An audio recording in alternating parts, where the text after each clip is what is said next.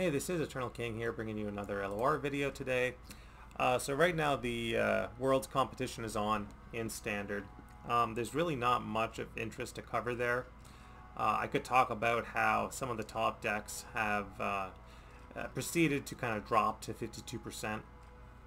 So things like Nora Broadmane and again, look up the video discussing Nora Broadmane if you want to take a look at that deck. In case you're not familiar with it. And the other top deck is of course going to be Deathless Inquisitor.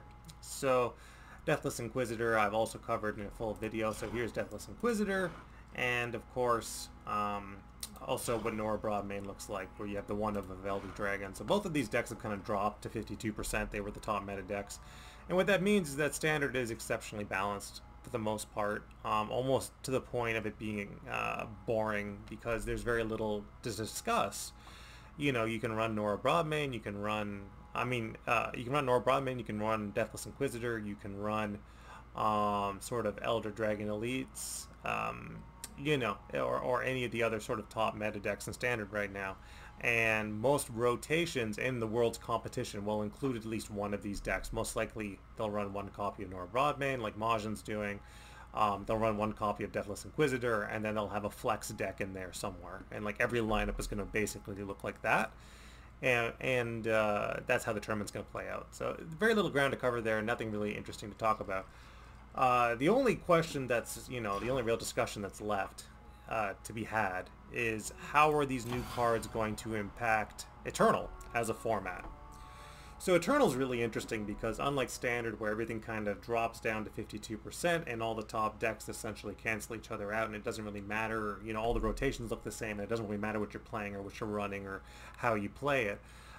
It's just like a pure grind fest. That's Standard ladder, and that's Standard in a tournament setting. In Eternal, you have a lot more room to play what you want. So for example, one of the top decks in Eternal is Azir Aurelia, which is basically a rally deck and a token deck, or a tribal deck, however you want to phrase that. So it'd be interesting to see if Azir Aurelia stays on top in the Eternal format. It'll be interesting to see how the new ramp tools, like Elder Dragon himself, function in Eternal, where you can tutor him out consistently with Feel the Rush. That's pretty powerful. It'll be interesting to see how, you know, again, there is a Nora Broadmane deck as well in Eternal that is built a little differently. We'll see how well that deck continues to function.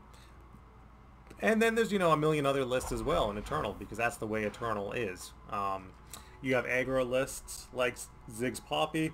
You have elusive lists. You have ephemeral lists with Zed and Hecarim. So you have all these decks, and there's a ton of variety in Eternal. So the only real question left to be had, we've had Worlds now. Worlds is ongoing.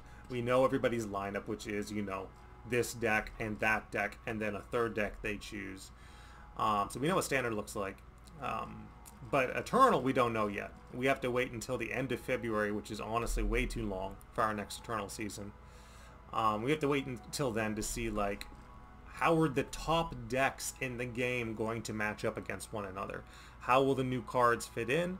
I forgot to mention Storm. Storm is, you know, kind of one of the new decks from last season that was highly competitive in Eternal, and I'd like to see how does Storm do in the new season.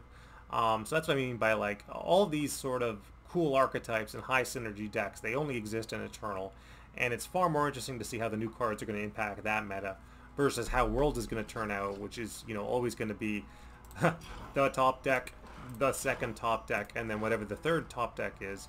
In Eternal, you have no idea what people are going to play on ladder. You have no idea what's going to be best, and it's highly unpredictable. And you're far more likely to see these strange archetypes and lists come out of nowhere and kind of blow people out of the water. So that was kind of it. You know, just kind of reminding people that Eternal exists, that it's kind of far more interesting than Standard, and it's really the only discussion left to be had is in terms of the new set and how that, you know, impacts LOR as a card game. Because again, Standard is Nora Broadmane and Deathless Inquisitor. Each one is sitting at 52% now, so they're equally good, and they will be mandatory parts of every single person's tournament lineup at Worlds. So not that interesting. And these decks aren't even particularly, I guess, Mordekaiser's higher synergy than Nora Do Nothing, but at the end of the day, neither deck is, they're about as fun as watching paint dry in most respects. Alright, this is Eternal King signing out.